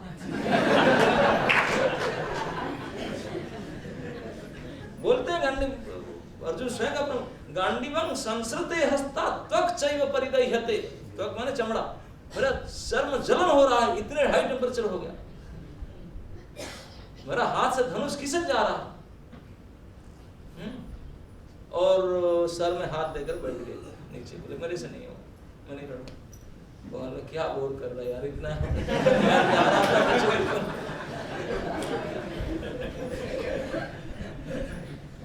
अब फिर उनको ट्यूशन की वहीं पे, कोई व्यासासन नहीं, कोई क्लासरूम नहीं, कोई कुछ बैठना वहीं पर लड़ाई के मैदान में बीच में ड्राइवर सीट में खड़े हो करके वहीं पे पाठ पढ़ा रहे हैं। यही से पाठ पढ़ा है आधे घंटे के अंदर। दुनिया में जितने विद्वान हुए हैं और होंगे, सभी का मत्था ब्रेक फट जाएगा, फिर भी नहीं समझ पाएंगे। हाँ, यही सा ज्ञान दे दी, वहीं पे खड़े ये भगवान। और अर्जुन को जरूरत थोड़ा था इस ज्ञान का, गीता का ज्ञान अर्जुन को थोड़ी जरूरत था, किसको जरूरत था? वो गीता में ही कहा गया, सर्वपो निषदो गावो दुग्धा गोपाल नंदन पार्थवश्य सुधे भुक्ता दुग्धम गीतामृतं महत्। इसमें कहते हैं कि सारे वेद वेदांत उपनिषद गाय बन गया। सर्व उपनिषदो गावः, सारे वेद वेदांत जो उपनिषद की शिक्षा ज्ञान गाय बन करके आ गए। अच्छा, वो गाय आ गया, गाय से सर्वोत्कृष्ट चीज अब क्या पाते हैं, क्या चाहिए? दूध। गाय आ गया, दूध निकाल सकते हैं गाय से? क्या चाहिए? बछड़ा चाहिए। अब खाली गाय आ गया, बछड़ा नहीं, कैसे दूध निकलेगा? सो बच्चा कौन है, बछड़ा कौन बना? अर्जुन बच्चा, अर्जुन को बछड़ा बनाए। अब गाय आ गया, बछड़ा आ गया, तो दूध निकलेगा? आप गाय पालन नहीं किया। अरे दूध निकालने वाला ग्वाला चाहिए ना, कौन गाय दूध निकालेगा ना, बछड़ा दूध निकालेगा। अरे बहुत हार्ड पर्सन को चाहिए ना दूध दूहने वाला। खाली गाय बछड़ा आ जाए दूध कैसे निकले? दूहने वाला भी तो चाहिए ना। तो बोलते हैं दुग्धा, दूहने वाला कौन? साक्षात गोपाल नंदन, कृष्ण बने मिल्क मैन। दूध दूहने वाला कृष्ण बन गए, गाय बन गए सारे वैदिक ज्ञान, बछड़ा बन गए अर्जुन, और दूध निकालने वाला बन गए कृष्ण। अभी आप सभी बताइए, सोच कर, अगर गाय का दूध आप सब पिए होंगे, बताइए वो जो 3 आदमी हो गए, 3 प्राणी हुए, एक गाय, एक बछड़ा, एक दूध निकालने वाला, इन तीनों से जो दूध निकाला जाए कौन पीता है? गाय पीता है, ना बछड़ा पीता है, ना दूध देने वाला पीता है। सब गौ पालन में कुछ ही आइडिया नहीं। बछड़ा दूध पीता है? बछड़ा दूध पिएगा तो गाय दूध सकता तुम्हें? बछड़ा को तो घर मुंह लगाकर खींच लेंगे, पकड़ के रखेंगे, और दूध निकालेंगे, तो बछड़ा पी जाएगा, दूध कहाँ से आएगा? ये तीनों से ना तो गाय दूध पीता है, ना बछड़ा दूध पीता है, ना जो दूध निकालता है वो दूध पीता है। दूध पीता कौन? आप लोग पब्लिक सुधी जाते। तीसरा तो जो गीतारूपी दूध, जो अमृत इस गाय से बछड़ा, अर्जुन तो बछड़ा है, बछड़ा थोड़ी पीते, बछड़ा केवल मुंह लगाएगा, मुंह लगाएगा कि दूध थन में आ जाए, बाकी दूध पीने वाले तो आप लोग है ना। ठीक इसी प्रकार भगवान ने किसी को माध्यम बना करके किसी को सिखा देते हैं। जैसे साधारण घर परिवार में एक होता है ना, ये माताएं सब जानते होंगे, पुरखा माता है, घर में नई शादी करके बहू आई हुई है, अब घर का नया घर है, जानता नहीं कौन सा सामान किधर रखना है, किसे क्या करना है, तो उनको सिखाने के लिए, डांटने के लिए, डांटते किसको? बेटी को डांटेगी, और लेसन देती होगी बहू, वो समझ जाएगी मेरे तो बनता है। ठीक यही स्वभाव कृष्ण भगवान के लिए, तो ये शिक्षा देते हैं। मुकुंद को अपना आदमी है ना, उनको डांट रहे हैं, बेटी अपना है ना, उसको डांटेंगे, लेकिन लेसन नए बाकी को जाएगा, प्रबंध भर नए हैं, तो उनको शिक्षा देने के लिए मुकुंद को डांट रहे, तेरा ज्ञान नहीं है, हैं? मेरे गुरुजी ब्रह्मानंद भारती ऐसे चमड़ा पहनेंगे? क्या बात करते हैं? अब सही में चमड़ा पहने उन्होंने, तो लग रहा है मुझे गाली पड़ रहा है। क्या करूं? आप लोग इधर मुंह करके डांट रहे, उधर कर देख रहे डांट रहे, कहाँ तरह पर ये थोड़ी चमड़ा पहनने वाला मैं गुरुजी का धड़पड़ हो रहा है, मुझे उनको पसंद नहीं, मुझे चमड़ा पहनना चाहिए। तो जब ये बात सुने महाप्रभु का, सुनी ब्रह्मानंद करे हृदय विचारे, मोर चर्मांबर ऐ नाभाए इहारे। बोले उनको पसंद नहीं, मैं चमड़ा पहना हूं, शायद कृष्ण चैतन्य को पसंद नहीं है, तो मैं क्या करूं, मेरे पास तो कपड़ा नहीं है अभी, कैसे पहनूं?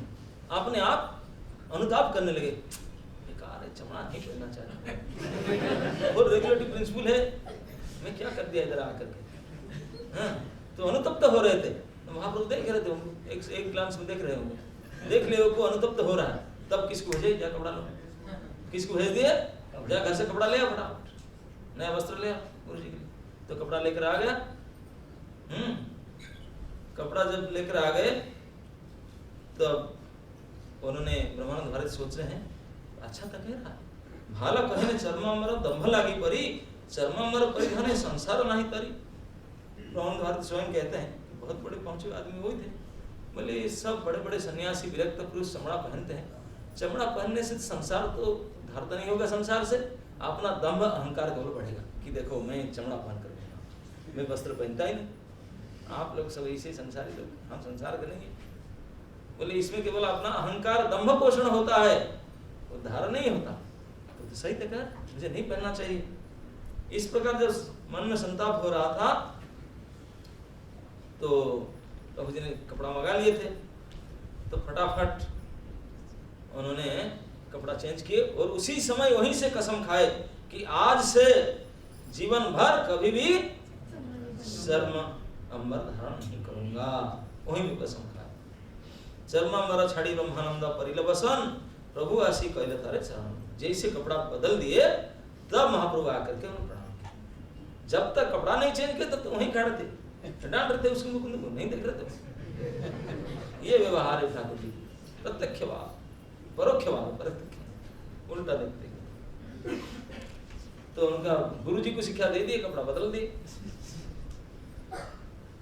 तब जैसे आकर के महाप्रभु आकर के उन्होंने चरण वंदन के प्रणाम किए तो ब्रह्मानंद भारती कहते हैं, भारती कहे तुम्हार आचार लोक सिखाईते, पूनना कार्य मति नति भय पाई चित्ते।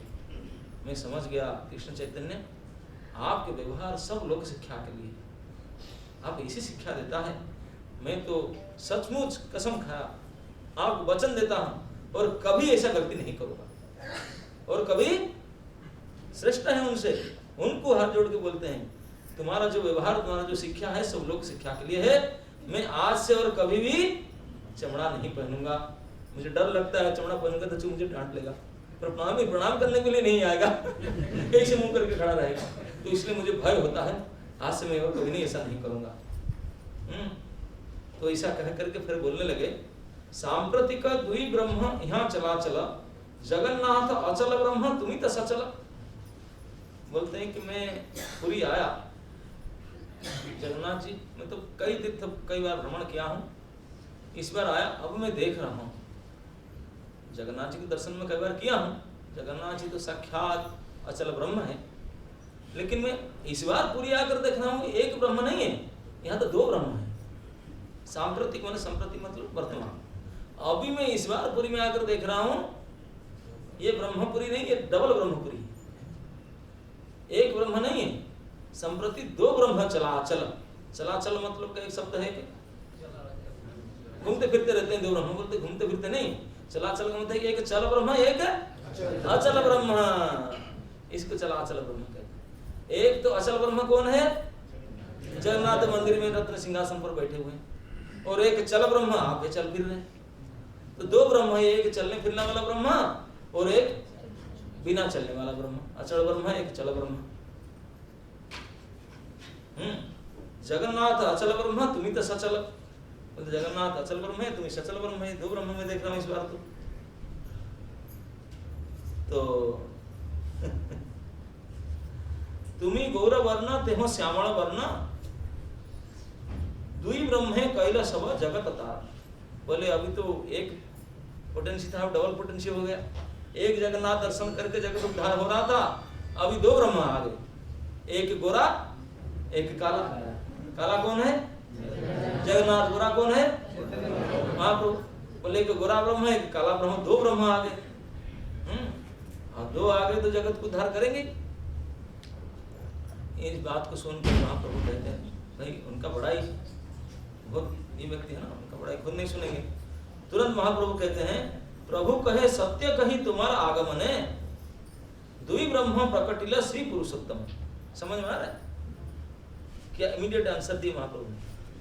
बोले बिल्कुल सत्य बात कही आपने कहा तो महाप्रभु अपना प्रशंसा स्वीकार किए क्या? नहीं, बड़े आदमी अपना प्रशंसा कभी बड़े आदमी से नहीं सुनेगा।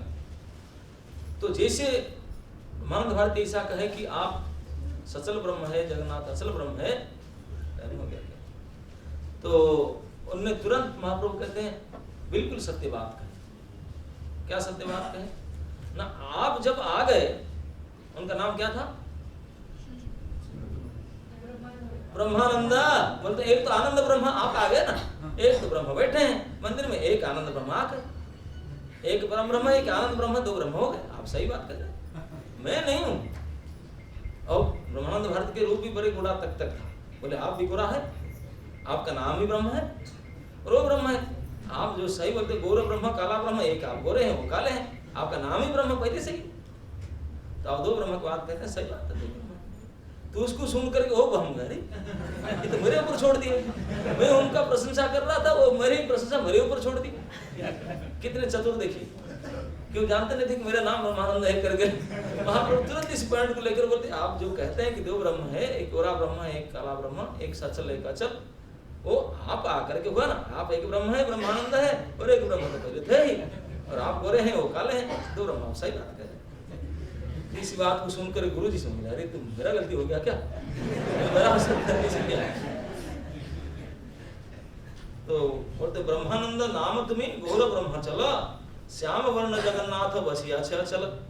बोलते आप तो गोरा गोरा है, ब्रह्मानंद आपका नाम ही है, आप चल ब्रह्म है और जगन्नाथ चल ब्रह्म है। महाप्रभु जैसे बात कह दिए तो भारती को गड़बड़ लगा। तो भारती कहे सार्वभौम मध्यस्थ है। बोले भट्टाचार्य जी मेरा नहीं चलेगा, आप बताइए, आप बीच में हो, आप बड़े पुरखी मैच्योर्ड आदमी हो, आप हमारा मध्यस्थ बन जाइए, हमारा झगड़ा को मिटा दीजिए। क्या? भारती कहे सार्वभौम मध्यस्थ हैया, यहाँ सने हमारा न्याय बुझ मन दिया। हम दोनों का विचार आप ठीक मन देकर सुनकर विचार के बोलिए क्या ठीक है। तो क्या मैं ठीक करूं? सर्वभौम पूछ रहा है। तो भारती कहते हैं कि एक व्याप्य एक व्यापक भावे जीव ब्रह्म जानी, जीव व्याप्य ब्रह्म व्यापक शास्त्रते बखानी। बोले एक व्याप्य होता है, एक व्यापक होता है। व्याप्य होता है जीव, व्यापक होता है ब्रह्म है भगवान। भगवान सर्वत्र है, व्याप्त है, और जीव एक जगह में है। तो शर्म घुंचाइया कैला अमार सुधन, तहारा व्याप्य व्यापकत्व यही तो कारण। बोले वो अगर नहीं होता, मेरे जैसे मैं उनके गुरु वर्ग के हूँ, लेकिन फिर भी मुझे भी शोधन कर दिया उन्होंने। चमड़ा वस्त्र उतार करके सही वस्त्र पहना करके मुझे ज्ञान दिया, मुझे शोधन। यही तो है व्यापकता, यही पालनीय पालकता है। क्योंकि जो प्रभु है वही वास्तविक पालक है, पोषण करते हैं। वो हम लोग उनसे पाल्य है, उनसे पोषित है, यही है ना। नहीं इस बात को सुन करके, और शास्त्र में बता गया सुवर्ण वर्ण हेमांगो वरांगो संदनांगदी संन्यास कृत सम शांतो निष्ठा शांति परायण। बोले महाभारत में जो विष्णु सहस्त्र नाम आता है, ये श्लोक विष्णु सहस्त्र नाम का है। जो विष्णु सहस्त्र नाम जानते हैं, क्या लिखा है? सुवर्ण वर्ण हेमांगो वरांगो संदनांगदी। विष्णु के सहस्त्र नाम मतलब 1000 नाम विष्णु का, इसमें ये सब नाम है। क्या? सुवर्ण वर्ण एक नाम है, वरांग एक नाम है, चंदनांगदी एक नाम है, संन्यासकृत एक नाम है, शांत निष्ठा शांति परायण एक नाम है। अच्छा कौन सा भगवान विष्णु सुवर्ण वर्ण है बताइए?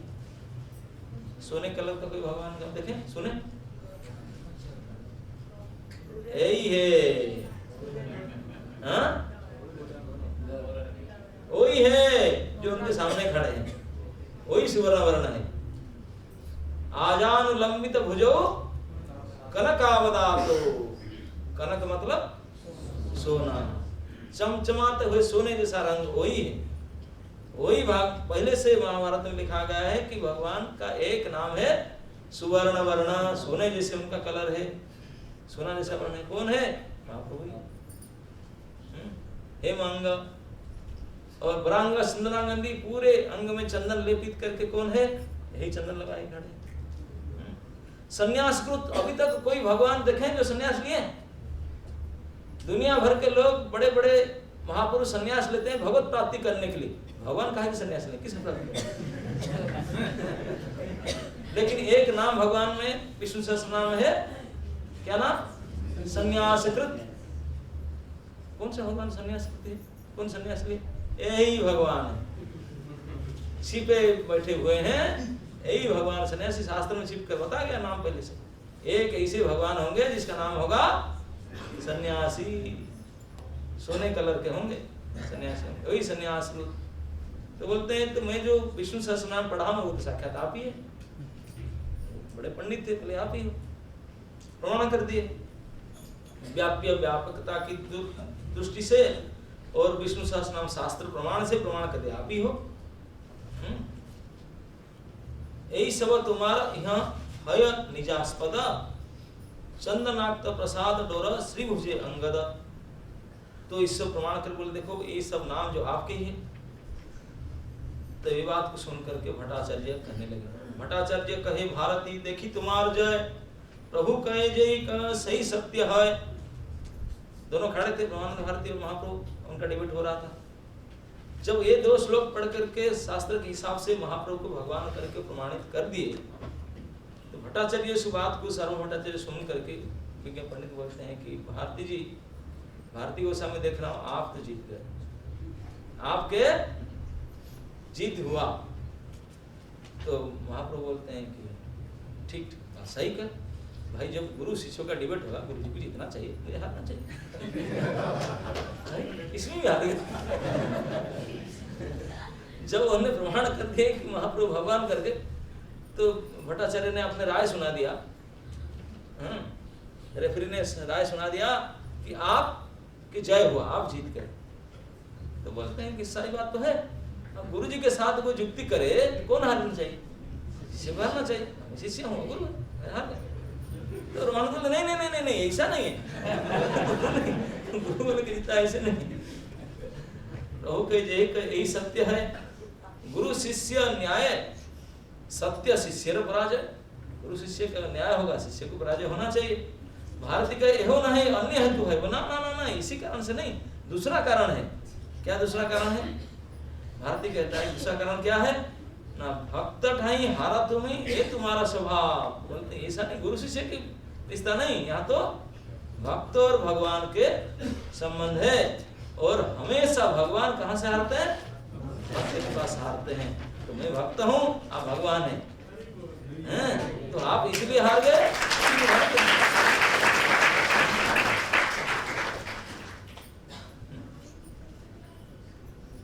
भक्त ठाई हारा तुम्हें ये तुम्हारा स्वभाव, अरे को सुनो सुनी आपन प्रभाव। बोले ये तो मैं जानता हूँ, हमेशा भक्त के पास से हम हार जाते हैं। लेकिन और एक प्रभाव मैं बताता हूँ, सुनिए क्या। आजन्म करिनी मुई निराकार ध्यान में सत्य हूँ।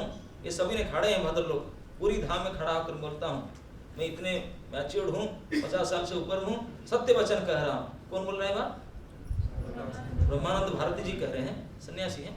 उन्होंने कह रहे हैं कि और एक बात मैं कह रहा हूँ, बिल्कुल सत्य भाषण।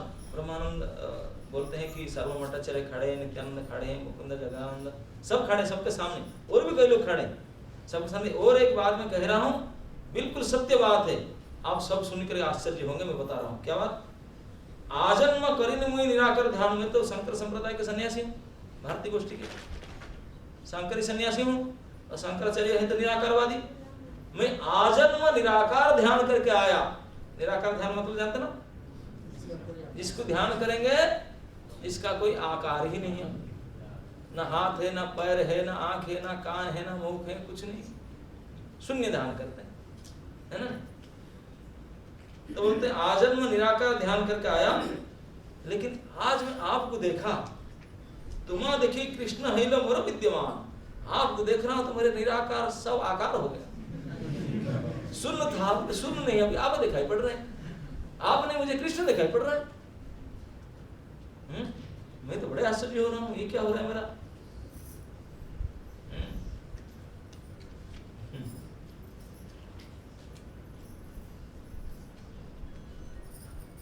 इस बात को उदाहरण देते हुए प्रभुपाद जी ने अपने तात्पर्य में देखते हैं कि भगवान का क्या स्वभाव है। भगवान का स्वभाव है कि भक्त से ही हारना। एक भागवत से श्लोक देते हैं, स्वनिगम अपहाय मत प्रतिज्ञा मृतम अधिकर्तुम अपप्लुतो रथस्थ धृत चरण रथोभ्यास चलद्गु हरिदिव हस्तुमिवं गत उत्तरीय। ये इस बात का श्लोक है जिस समय महाभारत के युद्ध में दोनों सामना सामने खड़े हैं। कौन? नहीं, सेनापति भीष्म, उनके सामने नंदी घोष रथ में अर्जुन।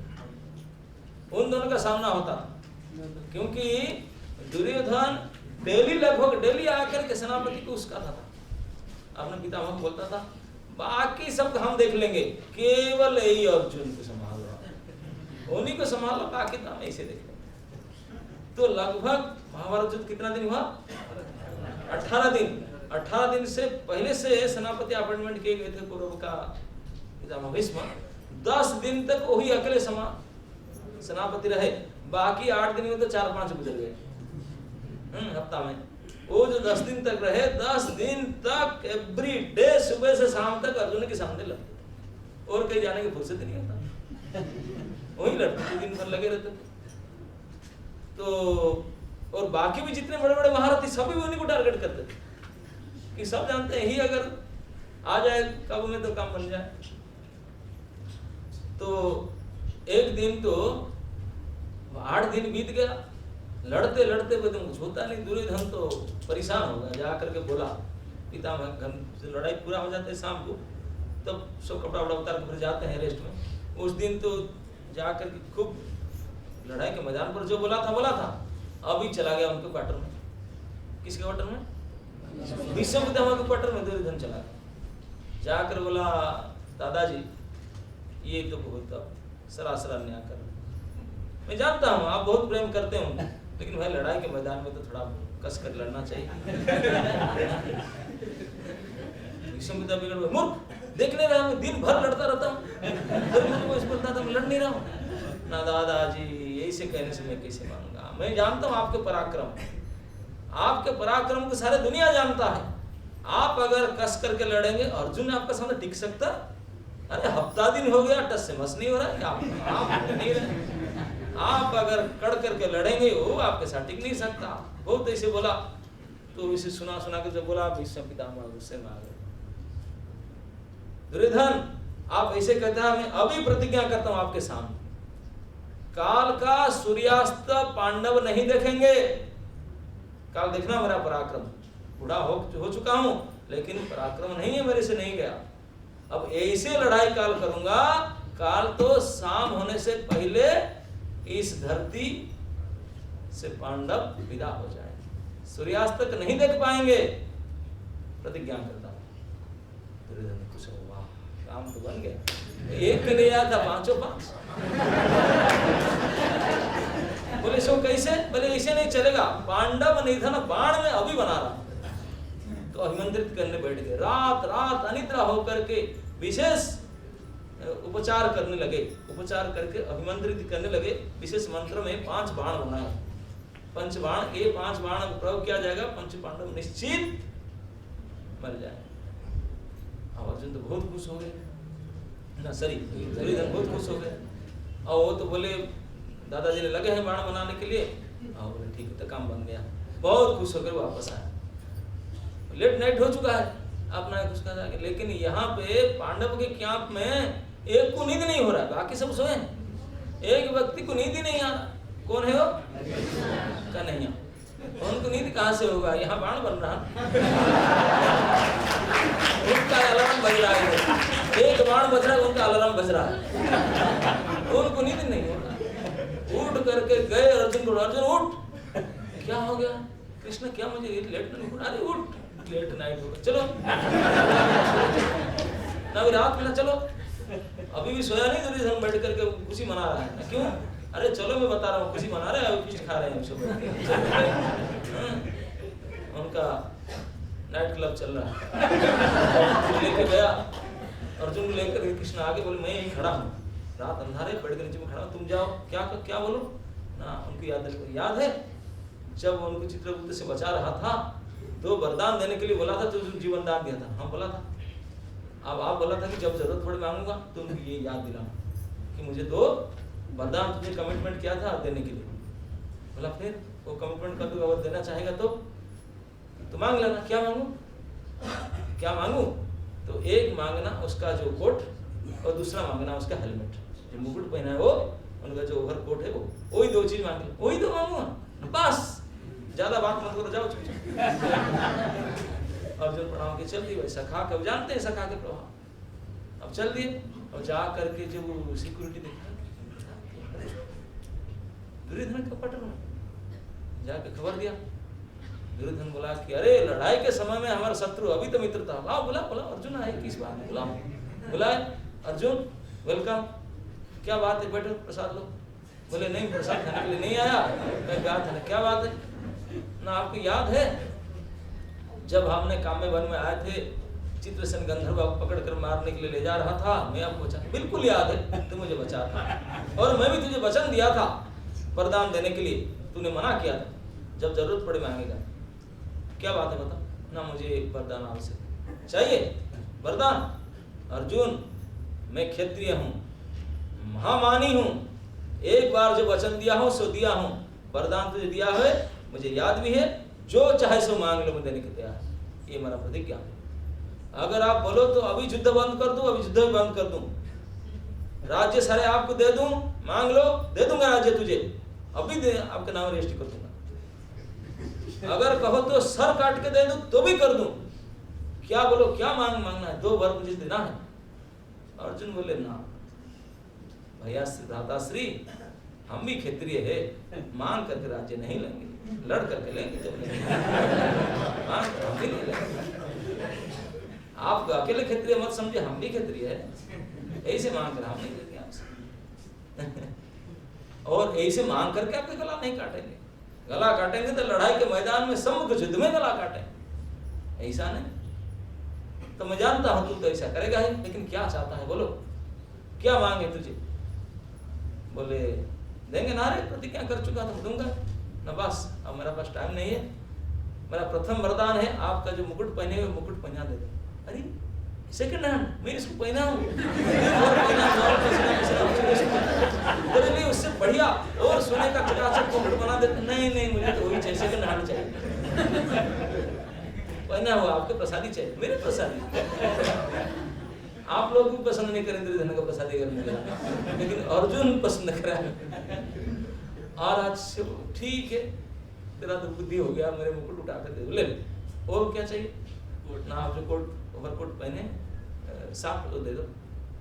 वो भी दिन भर लड़ाई करते करते बिल्कुल वो तो बुरा हो चुका है, उसको साफ सुथरा करना ही नहीं, वो भी चाहिए, वही चाहिए, वही आपको पहना हुआ उतार के दे दो।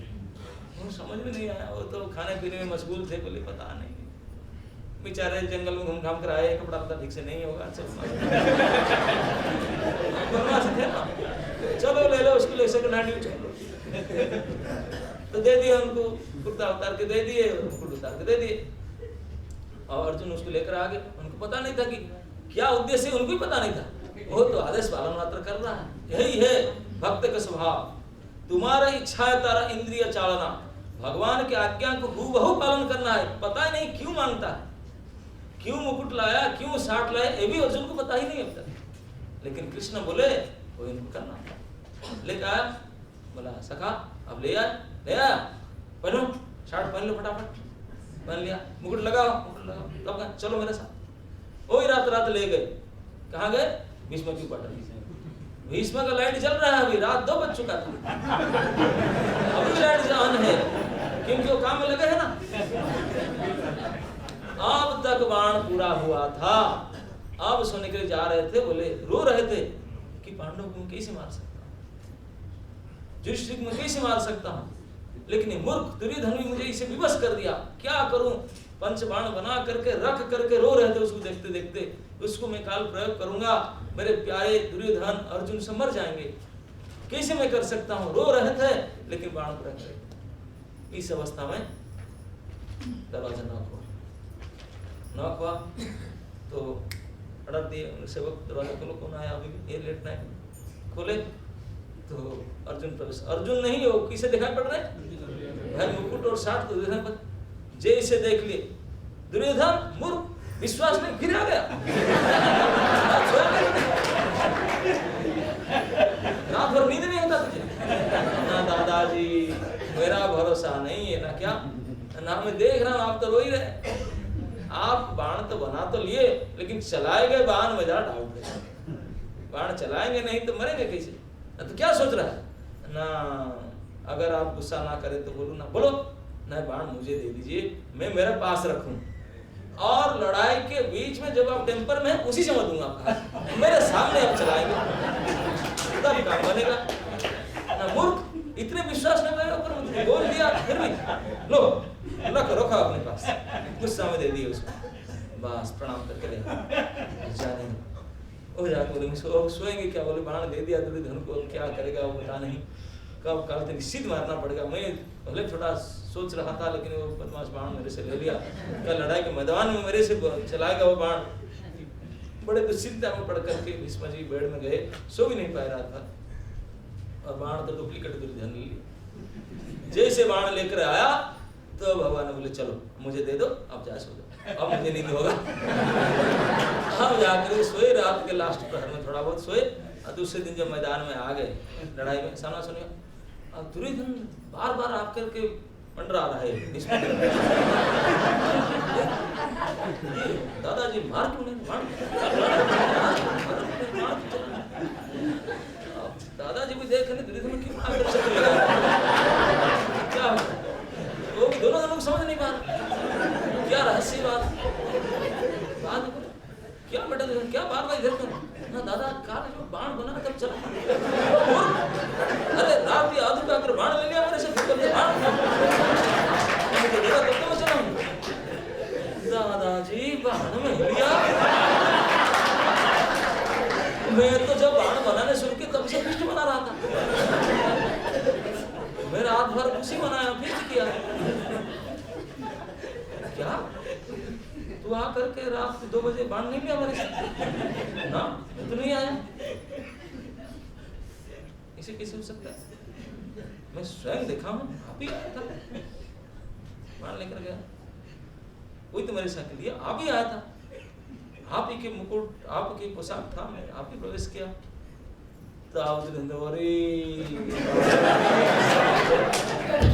मुझे तो अभी तक पल्ले नहीं पड़ रहा था ये अर्जुन आया था कि उनका 2 वरदान मेरे से था, और 2 चीज मेरे से मांगा कि हे भगवान, क्या हुआ ना? कल रात को अर्जुन आया था लेट नाइट में, हम तो फिस्ट बना रहे थे, वो आकर मुझे मांगा, क्या मांगा ना? मुझे उनको 2 वरदान पहले से पेंडिंग था, मांगा मेरे से, क्या मांगा ना? एक तो मेरा मुकुट मांगा, और दूसरा मेरा 60 मांगा ना। अच्छा तो अर्जुन आया था क्या? नाम में समझ गया, रात को ही आया।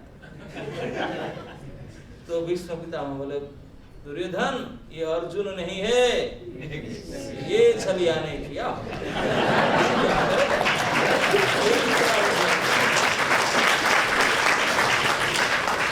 तब बोले अरे छल कर कैसा कर दिया तेरे साथ? दुर्योधन तो रोने लगा, मर गया, टूट गया सारे। भीष्म पितामह बोले मैं तो एक बार कर लिया, दोबारा तो कर नहीं सकता, ऐसे मर गया, क्या करूं क्या करूं? तो बोले बेटा क्यों रो रहा है, चुप हो जाओ, अब मैंने ऐसे लड़ूंगा, भले बाण ले लिया छल करके, ऐसे लड़ूंगा, देखो तो अर्जुन का आज कौन बचा है। तो दुर्योधन थोड़ा आश्वस्त लगा वो, और बाबा जी दादाजी टेम्पर में आए लड़ेंगे अब दादाजी दोपहर के बाद में यही से लड़े, बूढ़ा के पराक्रम ऐसा हुआ कि अर्जुन तो बाण गांडी उठाते, बाण उठाते कट जाए, हाथ कट जाए, डोरी प्रत्यंचा एक एक सेकंड में कट जाए, बाण चढ़ाने नहीं दे, एक एक धनुष काट के टुकड़ा कर दे। आज भीष्म पितामह का जो पराक्रम तो सब देख करके आश्चर्यचकित हो रहे थे। अब घन घन पसीना निकल रहा था अर्जुन के सर से, भगवान देख रहे थे क्या हो रहा है, वो सब धनुष उसका कट रहा है कि अर्जुन क्या कस के लड़ नहीं रहा है। पीछे मोड़कर रथ चला रहे थे उन्होंने, क्योंकि भीष्म का एक एक सेकंड में एक एक दिखा बाण आ रहा है, अर्जुन के धनुष कट रहा है, केवल धनुष नहीं कट रहा है, उसके बीच में और भी बाण आ रहा है। भगवान आपने छाती से सारे बाण संभाल रहे, आपने ऊपर बाण ले रहे थे, विद्यमानम, उनके शरीर बिल्कुल छिन्न भिन्न हो चुका था, कट चुका था कई जगह पर, लेकिन मुड़ करके अर्जुन को देखिए अर्जुन क्या कर रहा है, लड़ नहीं रहे, देखे तो अर्जुन पसीना पसीना ऐसे पूछ रहा था, ऐसे करके सर से पसीना पूछ रहा था। आप बोले तो गया, पसीना पूछ रहा है, बूढ़ा का सामना तू कर पाएगा, आज तो मार देगा तुझे, अरे अर्जुन तू हार गया, तू मेरा बदनाम कर देगा, ऐसा बोल करके कूद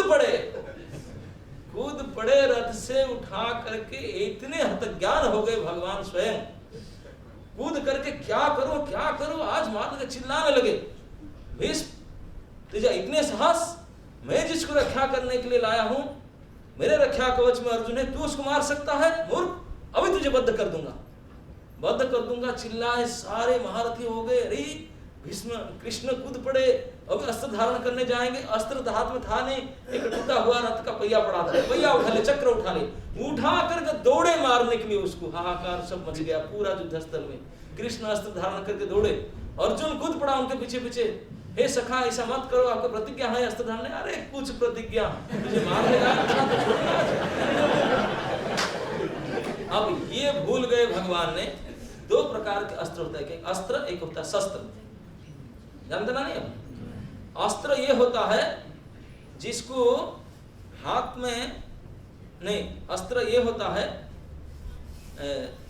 जिसको उठा करके फेंकना पड़ता है, फेंक करके वार करना पड़ता है, और शस्त्र ये होता है जिसको हाथ में पकड़ करके मारना पड़ता है, समझ पाते हैं, जैसे तलवार है, लाठी है, बर्छा है, उसको हाथ में ले करके वार करो, ये है शस्त्र, और अस्त्र है तो इसको उठा करके फेंको, जैसे धनुष बाण है, भाला है, उसको उठा करके फेंकना, तो चक्र भी अस्त्र है, उसको हाथ में चक्र से मारना नहीं होता है, पीटना नहीं होता, चक्र को चलाना होता है, चक्र को फेंकना होता है, चलाना होता है, चक्र जा करके मार के आएगा, काट कर आएगा, लेकिन भगवान भूल गए अस्त्र की शस्त्र है, चक्र को उठा कर दौड़ के जाए, चक्र में पीटेंगे उसको, चक्र में चलाना होता है, वो तो अस्त्र है, लेकिन वो अस्त्र के शस्त्र भूल गए, इतने प्रेम की बस में आ चुके हैं, अर्जुन को बचाना है, ये बूढ़ा तो मार देगा अर्जुन को, इसलिए रथा चक्का उठा करके चिल्लाते हुए दौड़े, बोलते हैं कि उत्तरीय उनका जो कपड़ा था